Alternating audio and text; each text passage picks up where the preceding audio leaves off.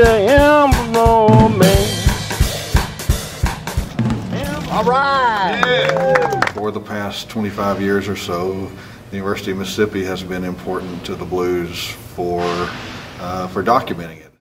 Earlier this month, Mississippi Blues Commission unveiled its 62nd Blues Trail marker at the University of Mississippi. Internationally renowned for its efforts to preserve African American blues culture for more than 2 decades, Ole Miss holds one of the world's largest blues collections, publishes the nation's oldest and most authoritative blues periodicals, and produces a weekly blues radio show. Blues trail markers in general are a way of showing respect for musicians, the experience that they're part of, the world and the context they come out of. This is a little different because it is marking a process, a documentary process, kind of like celebrating a record company. Published at Ole Miss since 1983, Living Blues is admired by fans from around the world as well as the musicians themselves. It was from Jerry Boogie McCain, who's a harmonica player over in Alabama. I was talking to him, it was just 2 weeks ago I was talking to him, and he's been on the cover of the magazine before, and he said, when people ask me about the blues, I tell them to go read the Bible. And then he said, I mean Living Blues, it's the Bible of the blues. Established in Chicago, Living Blues co-founder Jim O'Neill explains moving the magazine to Ole Miss.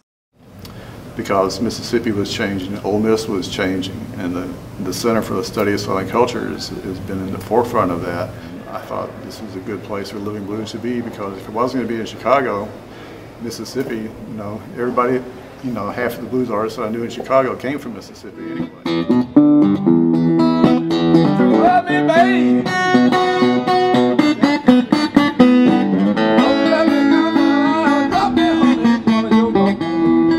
With more than 60,000 records, 15,000 photographs, 3,000 plus books and periodicals, along with 350 videotapes, UM's Blues Archive is a world leader.